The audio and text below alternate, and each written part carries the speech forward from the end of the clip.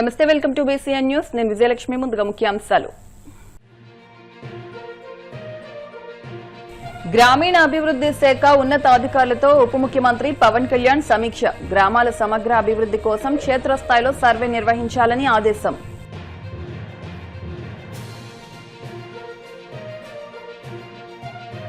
మత్స్యకార భరోసా నిధులు విడుదల చేసినందుకు కృష్ణానదిలో 100 పడవలతో వినూత్న ర్యాలీ. గంగపుత్రుల అభిమానం వెలకట్టలేనిదని మంత్రి లోకేష్ వ్యాఖ్య.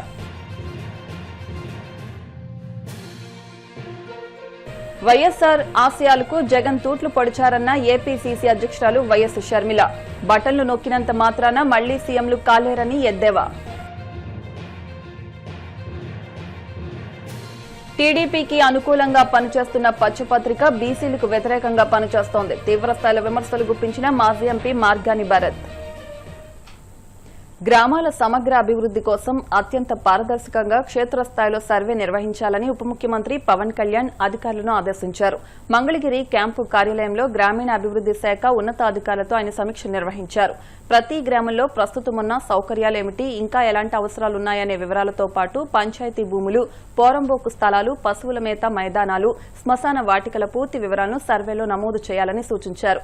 ఈ సర్వే నివేదికల ఆధారంగా గ్రామాల్లో భూములకు రక్షణ కల్పించడంతో పాటు ప్రతి గ్రామం స్వయం సమృద్ది సాధించేలా నూతన ఆదాయ వనరులను సృష్టించవచ్చని తెలిపారు. పల్లె పండుగ 1-2 కార్యక్రమాలతో రాష్ట్ర వ్యాప్తంగా గ్రామీణ ప్రాంతాల్లో మౌలిక సదుపాయాల కల్పన వేగంగా జరుగుతోందన్నారు.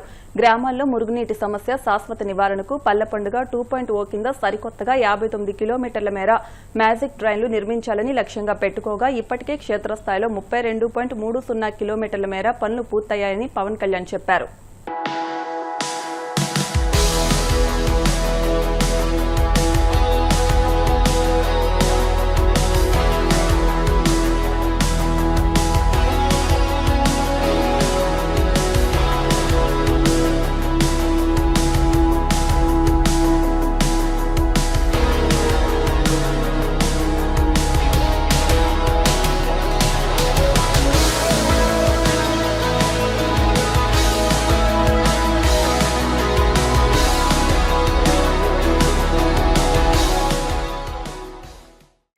ఆంధ్రప్రదేశ్ ప్రభుత్వానికి మత్స్యకారులు వినూత్న రీతిలో తమ కృతజ్ఞతలు తెలియజేశారు. మత్స్యకార భరోసా సంక్షేమ పథకం కింద నిధులు విడుదల చేయడంపై ముఖ్యమంత్రి చంద్రబాబుకు ధన్యవాదాలు తెలిపేందుకు వందలాది మంది మత్స్యకారులు సుమారు 100 పడవల్లో కృష్ణానది మీదుగా ఉండవల్లిలోని సీఎం నివాసానికి తరలివచ్చారు. ఈ సందర్భంగా నదిలో పడవల ర్యాలీతో సందడి చేశారు. పడవలపై తరలివచ్చిన మత్స్యకారులను మంత్రి నారా లోకేష్ ఆత్మీయంగా ఆహ్వానించారు. వారి యోగక్షేమాలను అడిగి తెలుసుకున్నారు. ఈ సందర్భంగా లోకేష్ మాట్లాడుతూ మత్స్యకారుల సంక్షేమం కోసం ప్రజాప్రభుత్వం అహర్నిశలు కృషి చేస్తోందని, ఏ కష్టం వచ్చినా అండగా ఉంటామని అన్నారు. గంగపుత్రులు చూపిన ఈ అరుదైన కృతజ్ఞత, వారి అభిమానం వెలకట్టలేనిదని పేర్కొన్నారు. మీరు కంపట్టారు, నాకు మీ పట్టుదలే వేరు. ఎందుకంటే యువగలం పాదయాత్రలో నేను జోలదండే గ్రామం ఉంది, కావలి నియోజకవర్గం, ముఖ్యమంత్రి గారు అక్కడికి వెళ్తున్నారు. మీ పట్టుదల ఏంటో అక్కడ తెలుసుకున్నా. ఊరంతా ఒక మాట మీద నిలబడి లోకేష్ వస్తున్నాడు పాదయాత్రకి, రోడ్ అంతా శుభ్రం చేసి ముగ్గులేసి ఎవరు మళ్ళీ రోడ్డు మీద నడవకూడదని చెప్పారు. లోకేష్ ముందర నడిచిన తర్వాతే వాడు ఇంకా మనం అందరూ వెళ్ళాలని చెప్పారు. నేను ఆశ్చర్యపోయా, ఎందుకంటే 3132 కిలోమీటర్లు నడిచా. కానీ ఆ రోజు వాళ్ళు చూపించిన ప్రేమ, అభిమానం నేను ఎన్నడూ మర్చిపోలేను. సో అందుకే మత్స్యకారుల గురించి ఎప్పుడు ఆలోచించినా, మీ సమస్యల గురించి ఎప్పుడు క్యాబినెట్ మీటింగ్లో చర్చకు వచ్చినా నాకు ఆ రోజు గుర్తొస్తుంది.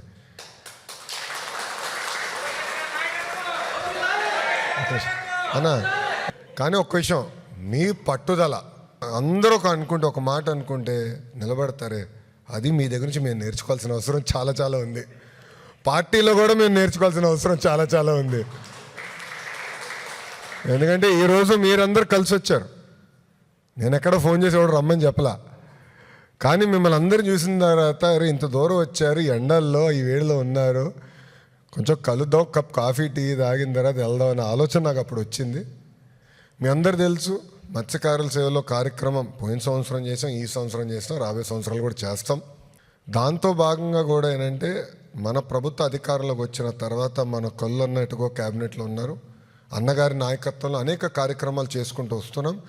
గత ప్రభుత్వం చేసిన తప్పులు కూడా సరిదిద్దుకుంటూ వస్తున్నాం. ప్రధానంగా ఏంటంటే పిల్లల్ని బాగా చదివిస్తున్నారు, పిల్లలకి మంచి ఉద్యోగాలు ఉపాధి కల్పించాలి, ఆ లక్ష్యంతోనే మేము పనిచేస్తున్నాం. దేశం అంతా తిరుగుతున్నాం, పెట్టుబడులు తీసుకొస్తున్నాం. కారణం ఒకటే, మన పిల్లలకి ఉద్యోగాలు కల్పించడం.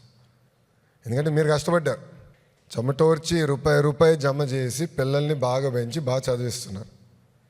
వాళ్ళు కూడా మెరుగైన అవకాశాలు కల్పించాలి. మన వృత్తిలో కానివ్వండి, లేదంటే ఇతర వృత్తిలో కూడా మంచి అవకాశాలు కల్పించాలనేది మా లక్ష్యం. దానికోసం మేము అందరం కష్టపడుతున్నాం. కానీ మిమ్మల్ని చూసినాతే నేను ఈరోజు స్టన్ అయ్యా. ఎందుకంటే మనం అనుకోలేదు కదా, అట్లా అని వచ్చేసారు అందరూ. నేను పొద్దున్నేసి అందరూ వచ్చేయండి అప్పుడు తట్టింది, అరే మత్స్యకాల సేవలో బాబు గారు బయలుదేరుతున్నారు కదా ఈరోజు, ఆయన పంపించడానికి వచ్చినట్టున్నారు అందరని. అప్పుడు ఫోన్ చేశారు, బాబు తప్పనిసరిగా అందరూ కలిసిన తర్వాత నేను మీటింగ్కి వెళ్తానని చెప్తాం జరిగింది. చాలా సంతోషం. ఎప్పుడు ఈ పౌరుషం ఉండాలి, ఎవడు ఆపరు. ఇది మన ఇల్లే, నేను మళ్ళీ చెప్తున్నా, ఇది మన ఇల్లే. మన సమస్యలు మనమే పరిష్కరించుకోవాలి. ఏమున్నా కొల్లన్న ఉన్నాడేట్టుగా కొంచెం స్పీడ్ పెంచమంటా ఉంటాను అప్పుడప్పుడు అన్నని. ఏ సమస్య ఉన్నా అన్నతో మనం ఆడుకుందాం, మనం పరిష్కరించుకుందాం. ఇది మన ప్రభుత్వం, అది మనందరం గుర్తుపెట్టుకోవాలి. సో మా ఇంటి తలుపులు ఎప్పుడు మీకోసం తెరుచుంటాయి. ఏమున్నా రాండి, హాయిగా కూర్చుందాం. నేను ఒకవేళ అటు ఇటు పరిగెడతా ఉంటే ఎవరో ఒకరు ఉంటారు, ఇంట్లో కానీ ఆఫీస్లో కానీ టీం ఉంటుంది, ఎక్కడ కానీ మన పార్టీ ఆఫీస్లో కానీ మనోళ్ళు ఉంటారు, మీకు అందుబాటులో ఉంటారు. కానీ ఒక విషయం చెప్పాలి, నేను మరవలేంది మీ పట్టుదల. అబ్బా మామూలు మొండి కాదు మీరు. నేను చూసా కదా కావల్లో, ఇప్పుడు జోలెదిండేలో అక్కడ డిఫెన్స్ కంపెనీకి వచ్చినాం, ఊరోళ్ళందరూ ఒక తీర్మానం చేశారు. వైసీపీ అధినేత తన సోదరుడు జగన్ పై ఏపీ కాంగ్రెస్ చీఫ్ వైఎస్ షర్మిల తీవ్ర ఆగ్రహం వ్యక్తం చేశారు.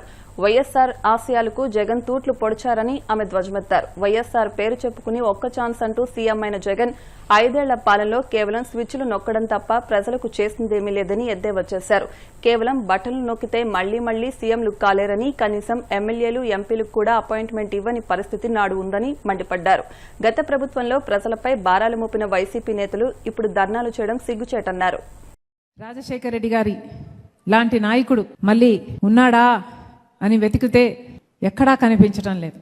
భూతద్దం పెట్టుకుని వెతికినా రాజశేఖర రెడ్డి గారి లాంటి నాయకుడు మళ్ళీ కనిపించడం లేదు. రాజశేఖర రెడ్డి గారి వారసులమ్మని చెప్పుకుంటున్న వాళ్ళు కేవలం ఒక పాదయాత్ర చేసేసి అధికారంలోకి వచ్చేసి గొప్ప మేడలు మిద్దెలు కట్టుకుని ప్యాలెస్లో బ్రతుకుతూ ఒక బటన్ నొక్కితే చాలు మేము ముఖ్యమంత్రి అయిపోతాము మళ్ళీ అని విశ్వసించే వాళ్ళు రాజశేఖర రెడ్డి గారి వారసుడు కాలేరు. రాజశేఖర రెడ్డి గారి ఐడియాలజీ, రాజశేఖర రెడ్డి గారి ఆశయాలు ఏమిటి అని తెలిసి నడుచుకున్న వాళ్లే నిజమైన రాజశేఖర రెడ్డి గారి వారసులు. కాంగ్రెస్ పార్టీ నాయకులు, కార్యకర్తలు మీ అందరూ కాంగ్రెస్ పార్టీని బలపరచడము అంటే దానికి అర్థం రాజశేఖర రెడ్డి గారి ఆశయాలను మళ్ళీ నిలబెట్టడం. ఇది సులువైన పని కాదు. రాజశేఖర రెడ్డి గారు సులువుగా ముఖ్యమంత్రి కాలేదు. ముఖ్యమంత్రి అయిన తర్వాత కూడా రాజశేఖర రెడ్డి గారు కష్టపడుతూనే ఉన్నారు. ఎందుకంటే ఏ రోజు రాజశేఖర రెడ్డి గారు నేను ముఖ్యమంత్రి అయ్యాను కదా అని ఊపిరి తీసుకుని మళ్ళీ ప్రజలకు కనిపించకుండా పోలేదు. ఈ మధ్య నాయకుల్లాగా ఒకసారి ముఖ్యమంత్రి అయిపోయిన తర్వాత సొంత పార్టీ కాడర్ కాదు కదా, సొంత పార్టీ నాయకులకే, ఎంపీలకు, ఎమ్మెల్యేలకు, మంత్రులకే అందుబాటులో లేకుండా ఉండని నాయకులను చూశాం. కానీ రాజశేఖర రెడ్డి గారి లాగా నిరంతరం ప్రజల మధ్యనే గడపాలి అనుకునే నాయకుణ్ణి మళ్ళీ ఎప్పుడు చూస్తాము? రాజశేఖర రెడ్డి గారు రచ్చబండకని బయలుదేరారు. ఒక్కసారి ఆలోచన చేయండి. ముఖ్యమంత్రి అయ్యారు, రెండోసారి ముఖ్యమంత్రి అయిన తర్వాత రచ్చబండ ఆలోచన చేశాడు రాజశేఖర రెడ్డి గారు. ఏ ముఖ్యమంత్రి ఆలోచన చేశాడు? ఎలక్షన్ అయిపోయిన తర్వాత, పదవి వచ్చిన తర్వాత, ముఖ్యమంత్రి అయిన తర్వాత మళ్ళీ ప్రజల దగ్గరికి వెళ్ళాలి అని ఆలోచన వచ్చింది అంటే రాజశేఖర రెడ్డి గారికి ఎందుకు వచ్చింది? ఎందుకంటే నా పథకాలన్నీ ప్రజలకు అమలవుతున్నాయా లేదా నేను చూడాలి, నేను కనుక్కోవాలి, ఇంకా ఎవరికైనా ఏ పథకమైనా అందకపోతే అవి అందించాలి అని ఉరుక్కుంటూ వెళ్ళి కదా రాజశేఖర రెడ్డి గారు రచ్చబండకని వెళ్ళి కదా చనిపోయారు. అలా కదా నాయకులు ఉండాలి. రాజశేఖర రెడ్డి గారికి ఇన్ని పథకాలు, ఆరోగ్యశ్రీ, ఫీజు రీయింబర్స్మెంట్, ఇలాంటివన్నీ ఇన్ని గొప్ప ఆలోచనలు వచ్చాయి అంటే ఎలా వచ్చాయి? ఎందుకంటే ఆయన ప్రజల మనిషి కాబట్టి వచ్చాయి. ప్రజల మనిషిగా రాజశేఖర రెడ్డి గారు కాంగ్రెస్ పార్టీలో ముఖ్యమంత్రి అయిన తర్వాత కాంగ్రెస్ పార్టీ ఆలోచన కూడా అదే కాబట్టే రాజశేఖర రెడ్డి గారు రుణమాఫీ లాంటివి ఎన్నో చేయగలిగారు. ఎందుకంటే రుణమాఫీ అన్నది కాంగ్రెస్ పార్టీ అధికారంలో ఉండగా కేంద్రంలో అమలు చేస్తే ప్రతి రాష్ట్రంలోనూ రుణమాఫీ జరిగింది. అది రాజశేఖర రెడ్డి గారు ఆంధ్ర రాష్ట్రంలో కూడా అమలు చేయగలిగారు. ఎందుకంటే అధికారంలో కేంద్రంలో ఉన్నది కాంగ్రెస్ పార్టీ కాబట్టి. నేను చెప్పాలనుకున్నది ఏమిటంటే కాంగ్రెస్ పార్టీ ఐడియాలజీ, రాజశేఖర రెడ్డి గారి ఐడియాలజీ భిన్నంగా ఉన్నాయి. ఈ రోజు మనం చూస్తున్న అన్ని పార్టీల ఐడియాలజీ కంటే వాళ్ళు చేస్తున్న పని తీరు కంటే చాలా భిన్నం Congress party ideology, Congress party పనితీరు. అది మళ్ళీ రావాలి, సమాజానికి అది అవసరం. ఇది వస్తేనే మన దేశంలో ప్రజాస్వామ్యం మళ్ళీ ఇలాగే వర్ధిల్లాలి. ప్రజాస్వామ్యం ఇంకా రాజ్యాంగమైనా ప్రజాస్వామ్యమైనా ఇంకా బ్రతికే ఉండాలి అంటే దీనికి కాంగ్రెస్ పార్టీ అవసరం. ఈరోజు రాహుల్ గాంధీ ప్రధానమంత్రి కావడం అన్నది భారతదేశానికి ఒక అవసరం. అదే రాజశేఖర రెడ్డి గారు ఎప్పుడో రాజశేఖర రెడ్డి గారు బ్రతుకుండగా ఎన్నో సంవత్సరాల క్రితమే రాజశేఖర రెడ్డి గారు రాహుల్ గాంధీ గారు ప్రధానమంత్రిని చేయాలి అని కలలు కన్నారు. అసలు ఆ రోజులో రాహుల్ గాంధీ గారికి ఇంకా రాజకీయాలలో ఓ నామాలు కూడా తెలియవు కావచ్చు. అలాంటి సమయంలోనే రాజశేఖర రెడ్డి గారు రాహుల్ గాంధీ మంచితనాన్ని గుర్తించి, ఆయన మంచి మనసును గుర్తించి, ఈయన ప్రధానమంత్రి అయితే మన దేశానికి మేలు జరుగుతుంది అని గుర్తించి ఆ రోజుల్లోనే రాజశేఖర రెడ్డి గారు రాహుల్ గాంధీ ప్రధానమంత్రి కావాలి అని చెప్పారు. ఆ రాజశేఖర రెడ్డి గారి కళ నిజం చేయడానికే ఈరోజు రాజశేఖర రెడ్డి బిడ్డ కాంగ్రెస్ పార్టీలో ఉంది. ఇది రాజశేఖర రెడ్డి గారి చివరి కోరిక, రాహుల్ గాంధీ గారిని ప్రధానమంత్రిని చేయాలి అని. నేను కాంగ్రెస్ పార్టీలో ఉండడానికి ఇంకో కారణం కూడా ఉంది. మన రాష్ట్రం, ఆంధ్ర రాష్ట్రం ఎంతో చితికిపడి ఉన్నది. ఈ సమయంలో విభజన జరిగి మన రాష్ట్రం అతలాకుతలమైన సమయంలో ఒక రాహుల్ గాంధీ గారు ప్రధానమంత్రి అయితేనే మన రాష్ట్రం మళ్ళీ బాగుపడుతుంది అని బలంగా విశ్వసించే ఈరోజు నేను కాంగ్రెస్ పార్టీలో ఉంటున్నా. ఒకటి ఆలోచన చేయండి. ఇప్పుడు కాసేపు ప్రకటనలు.